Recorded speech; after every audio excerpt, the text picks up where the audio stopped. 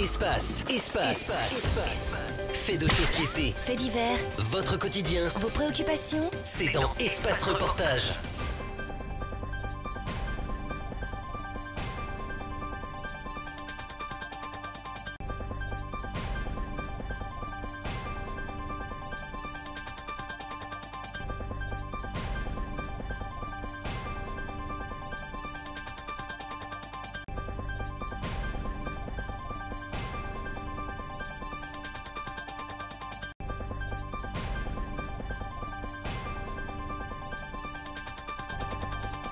Françaises, Français, mes chers compatriotes de métropole, d'outre-mer et de l'étranger. À l'issue d'une longue confrontation démocratique, vous avez choisi de m'accorder votre confiance. Et je tiens à vous exprimer ma profonde gratitude. C'est un grand honneur et c'est une grande responsabilité. J'ai appelé M. Macron pour le féliciter de son élection et parce que j'ai à cœur l'intérêt supérieur du pays, je lui ai souhaité de réussir face aux immenses défis auxquels la France est confrontée. Je veux remercier les 11 millions de Français qui m'ont accordé leur voix et leur confiance, ainsi que les militants qui m'ont soutenu et accompagné tout au long de cette campagne. Bien, cette fois avec Bachir Keïta derrière la caméra, nous nous retrouvons sur l'esplanade du Carrousel du Louvre où en direct, ensemble, nous allons découvrir qui est le nouveau président de la République française. S'agit-il d'Emmanuel Macron ou de Marine Le Pen? Vu l'ambiance qui vient subitement d'être générée sur cette place, il va de soi que c'est bien évidemment Emmanuel Macron qui, en fonction de ce que l'on découvre, remporte cette élection à 65% face à Marine Le Pen. Regardez sur cette... Avant ce sacre du dimanche 7 mai, l'entre-deux-tours s'est montré intense, voire même musclé pour les deux candidats. Pour eux, l'obligation s'impose de rallier à leurs causes respectives à la fois les abstentionnistes et les électeurs de candidats confrontés à l'échec lors du premier tour.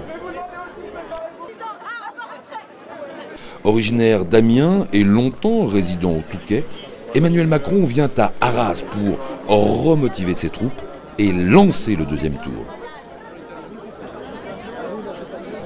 On a un peu marre de tous les politiques qu'on a vus là, c'est du renouveau, c'est vraiment, c'est pas la droite, c'est pas la gauche, c'est du renouveau, c'est ce qu'il faut pour la France. Et c'est la première fois que je vote et c'est la première fois que je suis autant intéressée et c'est Macron qui m'a appelée. Parce que tout dépend de notre capacité, le 7 mai prochain, à gagner largement, fortement, pour changer les choses.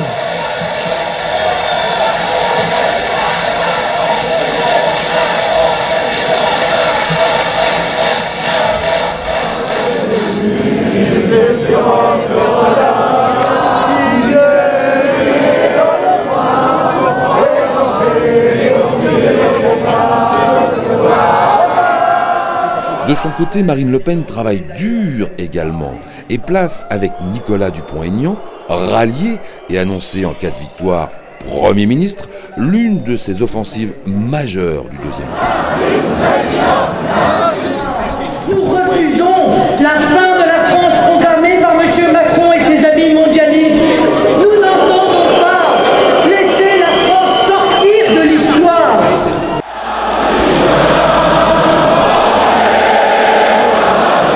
Ce meeting du 1er mai à Villepinte permet à Florent Philippot, vice-président du parti, de rappeler le positionnement du Front National avec l'Afrique. Pour une vraie politique en Afrique, de respect, mais en même temps d'engagement pour le développement économique de l'Afrique, le développement scolaire, de la défense, et qu'on puisse ensemble travailler. Je crois que la France est attendue en Afrique et elle sera là. Et y compris, on va travailler ensemble pour la francophonie.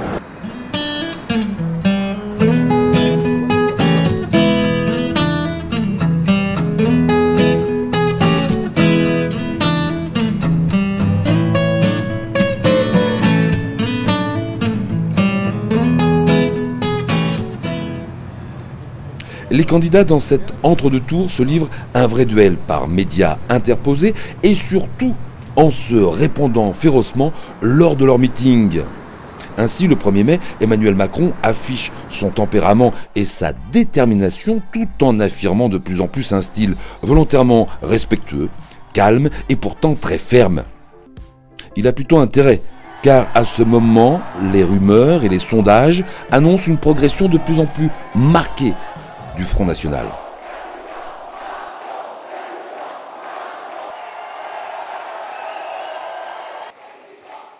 Face aux injures, face à l'obscénité du Front National, nous allons construire et nous allons refonder.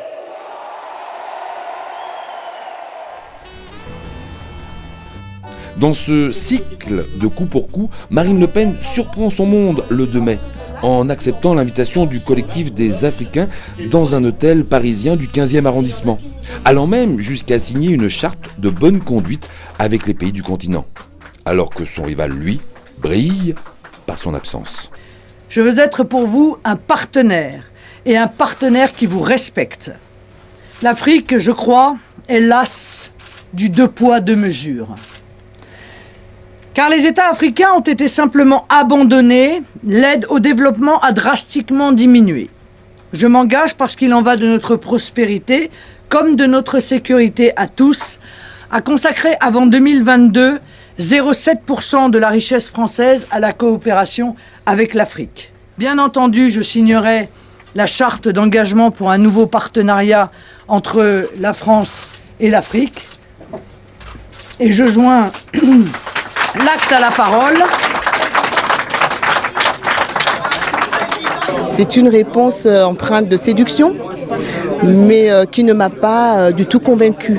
Et je tiens à préciser que je ne suis pas fan de Marine Le Pen, je ne suis pas venue pour, je ne voterai pas pour elle, mais elle est candidate à une élection présidentielle. Plus de 21% des Français lui ont fait confiance, l'ont porté au 2e tour de l'élection.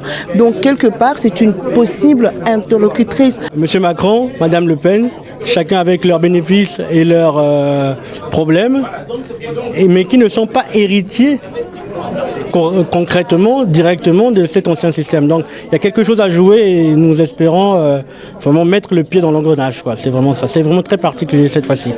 L'objectif de cette soirée, c'était d'avoir les deux opinions. Là, nous en avons eu une. Nous sommes assez tristes et heureux puisque quand même nous avons eu l'honneur de recevoir l'un des candidats à l'élection de la 5e puissance au monde.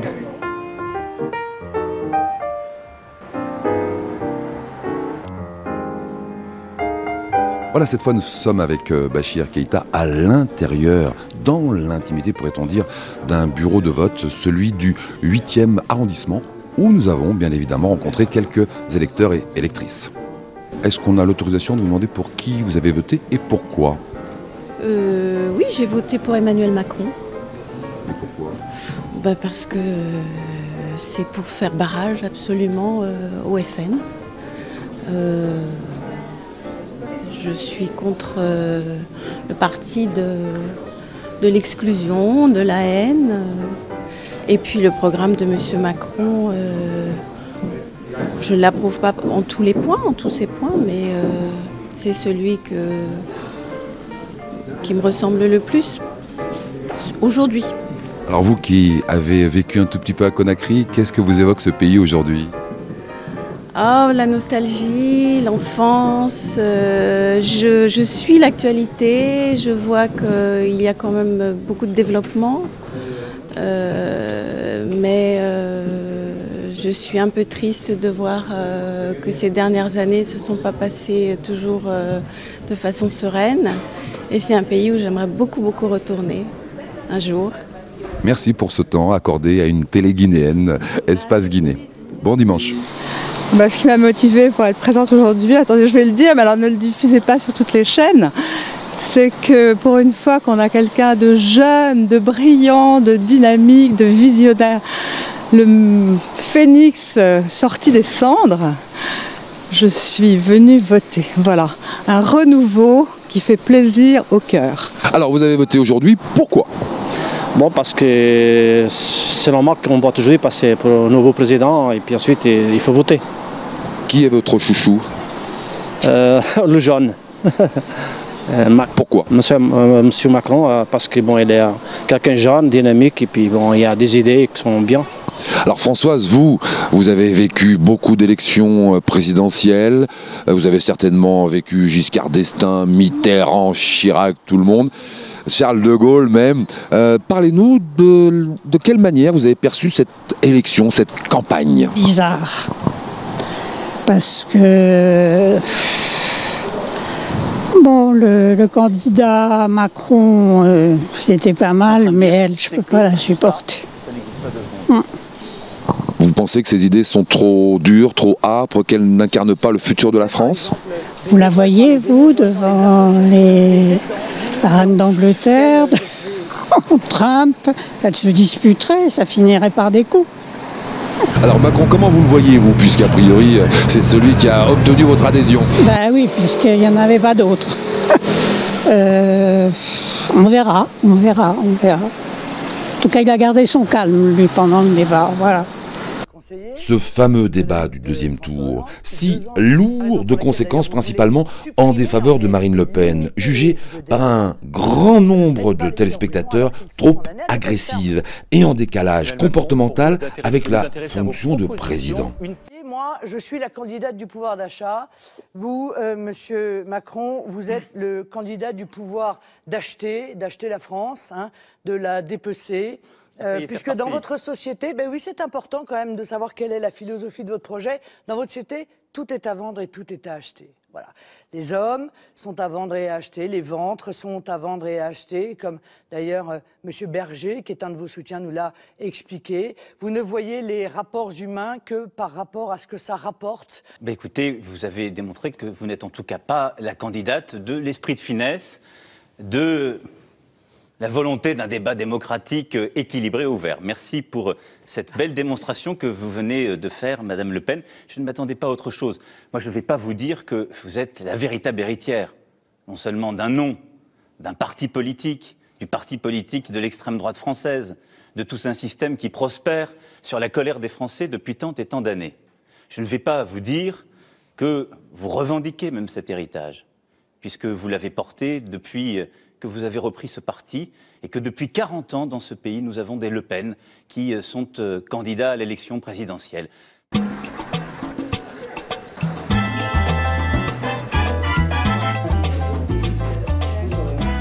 Monsieur le Président, je ne viens pas voter, je viens vous demander comment se passe le vote dans la mairie du 18e arrondissement. Tout se passe très bien, jusqu'à présent. Est-ce que vous vous attendiez au flux auquel vous êtes confronté, un peu plus, un peu moins, en fonction de la météo? C'est le même flux qu'il y a 2 semaines lors du premier tour, donc pas de surprise. D'accord. Le climat, parce qu'on a beaucoup parlé des problèmes d'assesseurs, est-ce que vous, en ce qui vous concerne, tout a été parfaitement mis en place, sans difficulté? Sans difficulté, nous sommes plusieurs assesseurs. Dans le 18e, a priori, il n'y a pas eu de difficulté particulière par rapport au nombre d'assesseurs. On a pu couvrir la totalité des bureaux de vote. Comment est-ce que vous pourriez définir la campagne à laquelle la population française a été soumise? Pour moi, quand ça n'engage que moi, c'était pas terrible. En fait, je pense qu'il y a une grosse déception. Et voilà, aujourd'hui, on va voter parce qu'on est obligé de le faire, mais pas forcément de gaieté de cœur. Ce soir, si Macron passe, vous ouvrez une bouteille de champagne, qu'est-ce que vous faites ce soir? Bien sûr, une bouteille de champagne, comme beaucoup de Français, je crois, donc voilà. Mais c'est important d'écouter tous les Français aussi. Donc. Dans les désormais traditions des présidentielles, il y a cette fameuse cohorte de motos de presse qui accompagne les déplacements du nouveau président. Un exercice très particulier, risqué, mais actualité oblige. Un motard qui était tombé, un motard de presse qui était tombé, un motard d'ATI, pour citer la boîte, et du reste, il avait été bien blessé, effectivement, parce qu'il avait été plus ou moins repoussé, je pense, par les mecs de la sécurité. Il y a une telle horde de motos que, évidemment, un guidon peut en accrocher un autre assez rapidement, et ce qui s'était produit d'ailleurs à la sortie de la porte Bagnolet, précisément. Et voilà, donc ouais, bon, c'est vrai que ça peut être dangereux, quoi. Je veux dire, c'est dangereux et effectivement, on s'interroge de savoir si c'est réellement intéressant, quoi, pour voir une fenêtre fermée, je sais pas. Bon, voilà, mais bon, on bosse, quoi. Est-ce que vous avez eu le temps d'aller voter ou est-ce que vous allez voter et où? Alors moi, je vais voter dans mon quartier, la Butte aux Cailles, dans le 13e, et je voterai à 17h, puisque je suis libérable à 17h. Je ne serai pas de la horde ce soir des gens qui accompagnent le nouveau président. Qu'est-ce que vous pensez de cette campagne, sans vous poser la question pour qui allez-vous voter? Oh non, moi je pense que je pense que c'est un peu affligeant. On a eu effectivement une campagne qui a été extrêmement active, mais sur la forme, mais sur le fond, on en est resté un petit peu à des balbutiements. J'ai pas l'impression que les programmes aient été vraiment le principal effet que les candidats voulaient rechercher. C'était plutôt de l'affrontement, comment dirais-je, de l'ego, tout le monde revendiquant. C'est une campagne de slogans, où effectivement c'est un petit peu comme il y a dans 1960 les campagnes pour les lessives, un peu, vous voyez, j'ai l'impression. Alors laquelle lave plus blanc, ça je ne pourrais pas vous le dire, mais nous aurons bien sûr le feuilleton dans les 5 ans à venir, et je pense que ça promet, en effet. Merci. Moi personnellement, bien sûr, je ne m'engagerai pas pour Mme Le Pen, ça c'est évident. Eh bien cette fois avec Bachir Keïta derrière la caméra, nous nous retrouvons sur l'esplanade du Carrousel du Louvre où en direct, ensemble, nous allons découvrir qui est le nouveau président de la République française. S'agit-il d'Emmanuel Macron ou de Marine Le Pen, vu l'ambiance qui vient subitement d'être générée sur cette place, il va de soi que c'est bien évidemment Emmanuel Macron qui, en fonction de ce que l'on découvre, remporte cette élection à 65% face à Marine Le Pen. Regardez sur cette place, magnifique place dominée par cette pyramide chère à François Mitterrand, les drapeaux qui s'agitent. Il est bon de rappeler tout de même que nous sommes sur le fief de l'after pour l'élection d'Emmanuel Macron. Nous allons maintenant continuer notre petit bonhomme de chemin entre guillemets et découvrir auprès des gens que nous allons interviewer de quelle façon ils perçoivent cette élection. Moi je suis assez heureux, contrairement à certaines personnes qui ont voté pour Macron en vote de raison, moi c'était plutôt un vote de cœur. Je pense qu'il y a quelques limites à son programme. Sur certains sujets, il a été décevant, donc il faut savoir nuancer. Mais en tout cas, j'ai vraiment voté pour lui avec le cœur parce que je pense que c'était vraiment le candidat dont on avait besoin dans le contexte qu'on traverse aujourd'hui. Donc je suis vraiment très heureux de voir qu'il est élu et d'autant plus avec le score qui est assez large. Ça laisse quand même une part belle à sa victoire. Ça va lui permettre d'avoir un peu plus de marge de manœuvre notamment et une légitimité pour les législatives. Et ça montre aussi qu'en France, mine de rien, peut-être qu'on ne se supporte pas forcément tout le temps, mais on continue à s'aimer à peu près. Et je pense que c'est une victoire pour la liberté et pour la jeunesse. Alors, qu'est-ce que vous faites là ce soir et pourquoi ? On est venu fêter cette victoire. On s'y attendait un petit peu, mais on avait quand même de la peur. Donc on est très contents et on fête ça tous ensemble et c'est un grand moment de partage. 65%, c'est bon ? C'est très bon ? C'est très bon. Je m'attendais pas autant, mais c'est d'autant mieux, quoi. C'est génial, quoi, tout simplement. Bye bye Marine Le Pen! Au revoir Le Pen! Oh Le Pen la maison! Oh Le Pen la maison! Bye bye Marine Le Pen!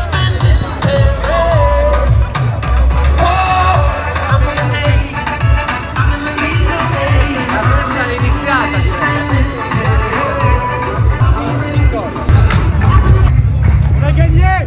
Allez! La France en marche!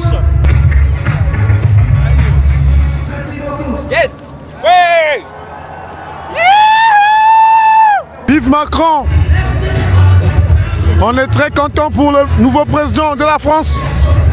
Ravis, on est franchement ravis que ce soit Macron qui gagne ces élections, quoi. On est très ravis et que vive la France, quoi. Vive la France, il n'y a pas mieux, quoi. Voilà, Macron président et voilà, quoi, vive la France. Aujourd'hui, la France a envoyé un message fort à ceux qui croient que la France a besoin de la haine. La France a besoin de l'amour, tout simplement. Et justement, c'est le message fort que nous envoyons à ceux qui croient que la France est la violence. C'est pas du tout ça. Vive Macron, le nouveau président, et vive le changement.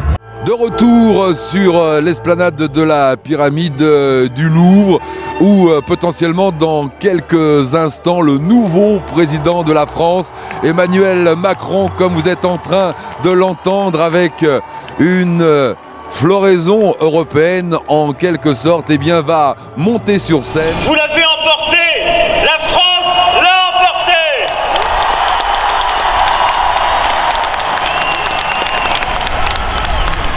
Emmanuel Macron Élu président à 39 ans, on comprend aisément que tous les médias du monde aient eu les yeux braqués sur la France pendant cet entre-deux-tours, comme le fut également Espace TV. Info à la une, président, c'est maintenant. Au lendemain de sa victoire, Emmanuel Macron endosse le costume de chef d'État guidé par François Hollande et paternaliste. Ainsi, nous avons voulu savoir comment s'était vécu de l'intérieur cette campagne présidentielle par un grand média français comme RTL. Oui, il y a eu surtout évidemment les affaires de François Fillon qui ont été aussi soudaines que brutales, et qui ont eu un effet dévastateur, dépassant d'ailleurs François Fillon. Heureusement, ça s'est un peu calmé ensuite. On s'attendait à ce qu'il y ait d'autres boules puantes. Il n'y en a pas eu, tant mieux. Je ne sais pas si c'est parce qu'il n'y en a pas ou si c'est parce qu'elles sont bien cachées. Mais là, on arrive à peu près avec 2 candidats propres au deuxième tour. Personne n'a cru que quelqu'un qui, il y a 2 ans à peine, n'était pas du tout connu par le grand public, puisse accéder à la présidence de la République. C'est quand même quelque chose d'extraordinaire qu'on a vécu. Il y a 1 an, il quittait le gouvernement, il montait En Marche. 1 an après, il est au Louvre en train de fêter sa victoire sur les Champs-Élysées avec le président sortant, et la semaine prochaine, il sera lui-même à l'Élysée. C'est quand même extraordinaire. Il a 39 ans, ça ne s'est jamais vu, et je crois qu'on n'est pas prêt de le revoir rapidement en tout cas. Que nous défendions partout. En 1 an, Emmanuel Macron est parvenu à réaliser un tour de force relevant presque de l'impossible. Vive la France, vive Monsieur Macron. On est très heureux de notre nouveau président. 2017, c'est un nouveau départ pour de nouvelles choses avec un président très jeune. Ah, Macron, c'est ce qu'il fallait, hein. On veut pas Marine Le Pen. Marine Le Pen a dit qu'elle va virer tout le monde. Il ne faut pas virer tout le monde, au contraire, c'est nous qui faisons manger la France. Macron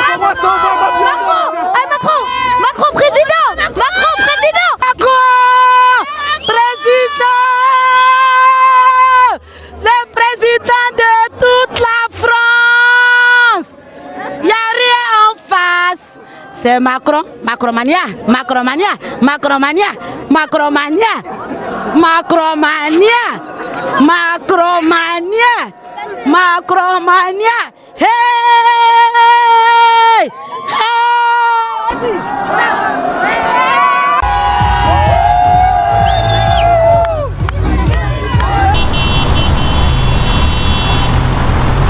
Très content, Macron est président. On est aux anges, voilà, un jeune président, hein, magnifique, voilà. On va bouger.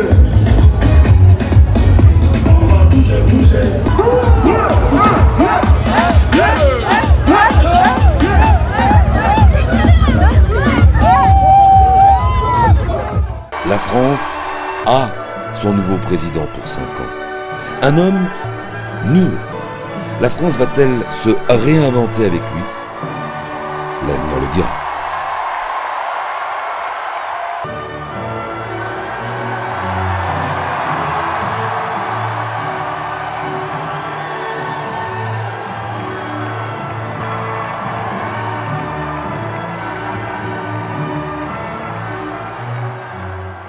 Merci. Merci d'être là, de vous être battus avec courage et bienveillance pendant tant de mois. Parce que oui, ce soir, vous l'avez emporté, la France l'a emporté.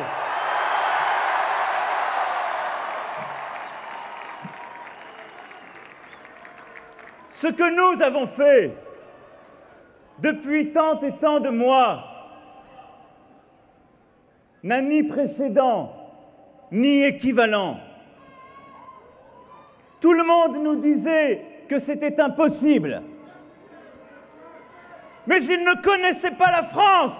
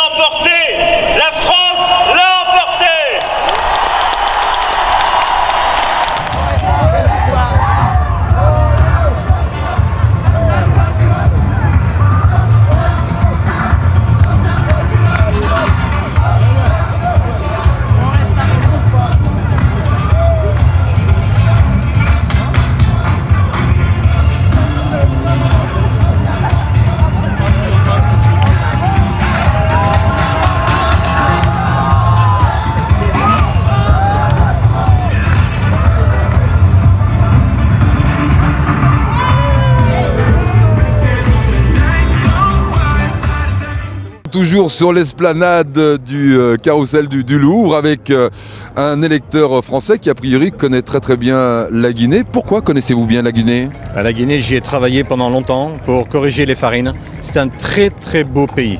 Bravo, merveilleux. Vous avez suivi la visite également du président guinéen, le président Alpha Condé? Tout à fait, tout à fait. Alors vous êtes là ce soir, pourquoi? Vous exprimez votre sympathie au-delà peut-être pour le nouveau président Emmanuel Macron? Écoutez, d'abord c'est un soulagement. Il faut rester dans l'Europe. L'Europe c'est la démocratie, l'Europe c'est le développement, l'Europe c'est l'Afrique, n'oubliez pas. L'Europe c'est l'Afrique et la Guinée en a besoin. Vous avez perçu des paramètres intéressants dans le programme de Macron justement par rapport à l'Afrique? L'Afrique c'est demain. C'est pas hier, c'est demain. Et demain c'est maintenant. Bon bah écoutez, on partage votre joie, a priori on sent effectivement que vous êtes très fiers. Nous les embrassons, voilà, les Guinéens sont embrassés par cet électeur français qui connaît très bien la Guinée.